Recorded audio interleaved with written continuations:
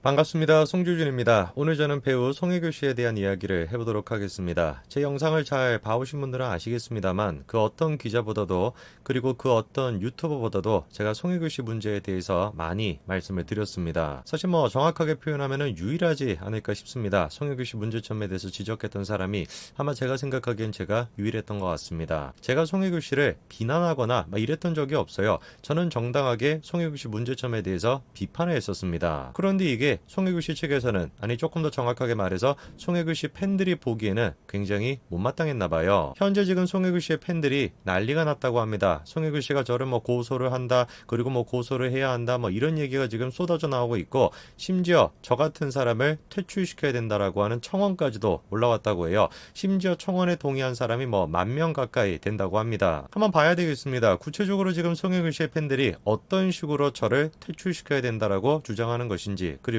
정말로 송혜교 씨가 저를 고소를 한다라는 것인지 한번 봐야 되겠습니다. 자, 이번에 스포츠 경향신문에 다음 같은 기사가 올라왔습니다. 송혜교 팬덤이 소속사에 총공, 고발을 예고한다라는 거죠. 뭔가 좀 이상한 것이죠. 왜 송혜교 씨의 팬덤이 송혜교 씨의 소속사에 총공을 예고한다라는 거냐? 지금 보니까 소속사에 단체 항의 전화를 하고, 소속사에 팩스 항의를 하고, 단체 서면을 전달을 하고, 심지어 트럭까지도 동원해서 시위를 하겠다는 겁니다. 왜 그러면 도대체 송혜교 씨의 팬덤이 소속사에 대해서 저런 식으로 항의를 하냐? 이유가 딱 한 가지입니다. 송혜교 씨에 대한 비판이 쏟아져 나오고 있는데 그거에 대해서 소속사가 별다른 대처를 안 하고 있다. 이게 기본적인 이유입니다. 질문이 드는 거겠죠. 그러면은 도대체 송혜교 씨에 대해서 그런 식으로 비판하는 사람이 누굴까? 기사를 보니까 일부 유튜버라고 하는 얘기가 나옵니다. 그러면서 정당한 비판 여론도 있었지만 송혜교의 과거 탈세 전력을 수면 위로 부상시킨 이들도 있었대요. 근데 지금 저 말 자체가 이상한 거 아니겠습니까? 탈세 전력을 수면 위로 부상시킨 거, 그거야말로 바로 정당한 비판 아니에요.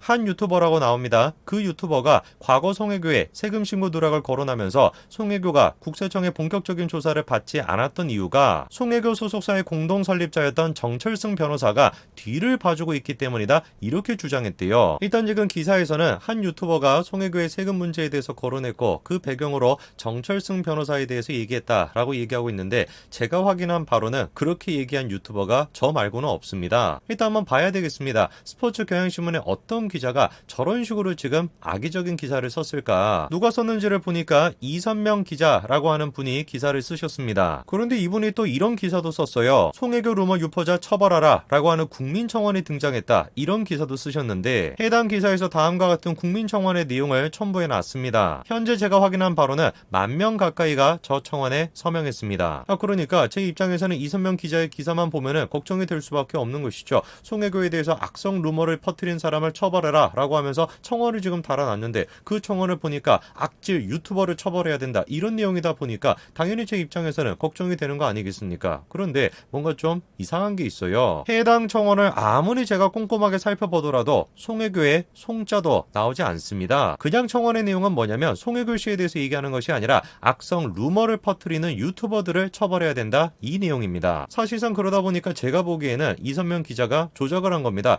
송혜교 씨의 송자도 나오지 않은 국민청원을 갖다가 송혜교에 대해서 악성 루머를 퍼뜨린 사람을 처벌하라 라는 식으로 국민청원의 내용을 지금 조작했다, 제가 보기엔 그렇습니다. 그러면서 재차 이분이 뭐라고 써놨냐, 또다시 한 유튜버에 대한 얘기를 꺼냅니다. 그 유튜버가 송혜교의 세금 신고 누락에 대해서 의혹을 제기했다. 누가 보든지 간에 이선명 기자라고 하는 사람이 저에 대해 가지고 악감정을 가지고 있다, 이렇게밖에 볼 수가 없는 상황인데, 제가 좀 궁금해졌습니다. 아니, 나는 평생 이선명이라고 하는 사람을 선명하게 들어본 적도 없는 사람인데 왜 저 사람이 나에 대해 가지고 악감정을 가지고 있냐, 제가 좀 궁금해졌습니다. 과거에 이분이 쓴 기사를 보니까 이런 게 나오더라고요. 부럽고 억울하다, 봉준호와 기생충 향한 일본의 미묘한 시선. 뭔 내용인지를 보니까 봉준호 감독의 상을 받은 거에 대해서 일본 사람들이 지금 분노하고 있다, 이런 내용입니다. 자, 그러니까 저런 기사를 통해서 이선명이라고 하는 사람이 어떤 정치 성향을 가지고 있는지를 우리가 선명하게 알 수 있는 거 아니겠습니까? 그거를 생각해 봤을 때 저를 싫어할 수도 있을 것 같아요. 그런데 문제가 뭐냐면 현실적으로 저를 비판한다, 그러면 문제가 되지가 않습니다. 그런데 저 기사도 제가 읽어보니까 사실상 조작이 된 거나 다름없습니다. 왜 그러냐면은 당시 봉준호 감독의 수상에 대해서 일본 사람들이 달았던 댓글을 보시면은요, 이 댓글의 내용이 뭐냐,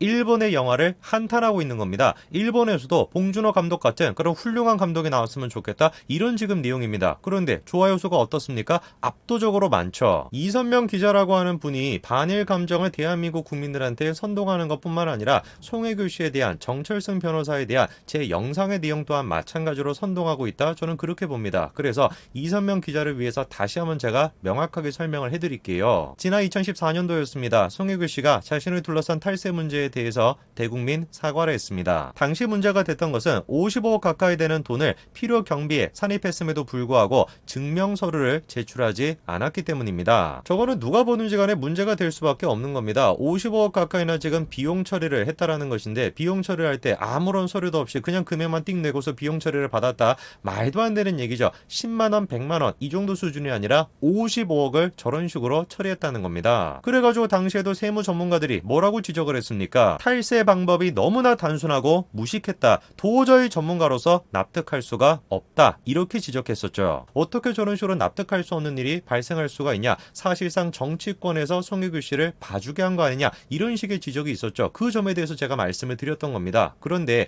이 점은 제가 처음으로 제기했던 것이 아니에요. 누가 먼저 제기를 했었냐? 바로 박범계 현재 법무부 장관이 그 점에 대해서 지적을 했습니다. 사실상 국세청에서 송혜교 씨를 봐주게 한 거 아니냐? 이 문제에 대해서 제기했던 사람이, 그것도 국감에서 제기했던 사람이 박범계입니다. 그러니까 이선명 기자님은 제가 저 점에 대해서 문제 제기를 했다라 그래가지고 송혜교 씨가 저를 고소해야 된다라는 취지의 기사를 쓰실 것이 아니라 누구부터 고소하라고 기사를 써야 되는 거예요? 박범계 현재 법무부 장관부터 먼저 고소해라. 그런 식의 기사를 쓰셔야 되는 거예요. 송혜교 씨 문제가 터지기 전에 강호동 씨 문제가 터졌었습니다. 강호동 씨 또한 마찬가지로 세금 문제 때문에 잠정 은퇴 선언을 했었죠. 그런데 놀라운 게 뭔지 아십니까? 강호동 씨는 송혜교 씨와 비교해봤을 때 아무런 문제거리도 되지 않아요. 아까 전에 송혜교 씨 경우에는 증빙 서류 없이 비용 처리를 받으려고 했다. 이렇게 말씀을 드렸죠. 강호동 씨는 증빙 서류가 다 있었습니다. 그런데 강호동 씨 측에서 보기에는 요 금액이 비용 처리가 될 거다라고 생각했는데 세무서에서는 비용 처리가 안 된다라고 판단해서 이 금액에 대해 가지고 추가적인 세금을 내세요. 이게 전부였습니다. 아무런 문제가 되지 않았던 거죠. 그런데 강호동 씨의 경우에는 그런 식의 기사가 쏟아져 나오고 결국에는 잠정 은퇴까지 했는데 송혜교 씨는 잠정 은퇴했습니까? 어떻게 이런 일이 가능할 수가 있냐? 제가 보기에는 정철승 이 사람의 언론 플레이 덕분이었다. 그렇게 보는 거예요. 정철승 변호사가 바로 송혜교, 유아인 씨의 소속사 설립 대표입니다. 방송에 나와가지고 정철승 변호사가 아무런 문제가 되지 않은 것이다. 이렇게 적극적으로 송혜교 씨를 옹호했죠. 그뿐만이 아니라 앞쪽에서는 사과하는 척 하더니만 뒤로는 뭘 하고 있었습니까? 송혜교 씨에 대해 가지고 문제를 제기했던 언론사에 대해서 법적 조치를 준비하고 있다. 이런 식의 또 언론 플레이를 하는 거예요. 그런데 그거를 갖다가 이선명 기자가 뭐라고 지금 적어놨습니까? 정철승 변호사가 뒤를 봐주고 있다. 이런 식으로 지금 적어놓은 거예요. 송혜교 씨 팬덤이 됐건 이선명 기자가 됐건 송혜교 씨 측에서 왜 도대체 저를 고소하지 않는 것이냐, 이 점에 대해서 굉장히 분개하고 있는 것처럼 보입니다. 제가 드리고 싶은 말씀은 딱 한 가지예요. 송혜교 씨 측에서 고소하겠다라고 한다면 고소하라고 하세요. 이선명 기자도 제가 보기엔 송혜교 씨 팬인 것 같은데 왜 송혜교 씨가 저를 고소하지 않냐, 그 점에 대해서 막 그냥 분개하시기 전에 송혜교 씨가 어떤 식으로 비판받을 만한 짓을 했는지 그 전부터 먼저 기자라고 한다면 생각하시기 바랍니다. 여기까지 말씀드리겠습니다. 감사합니다.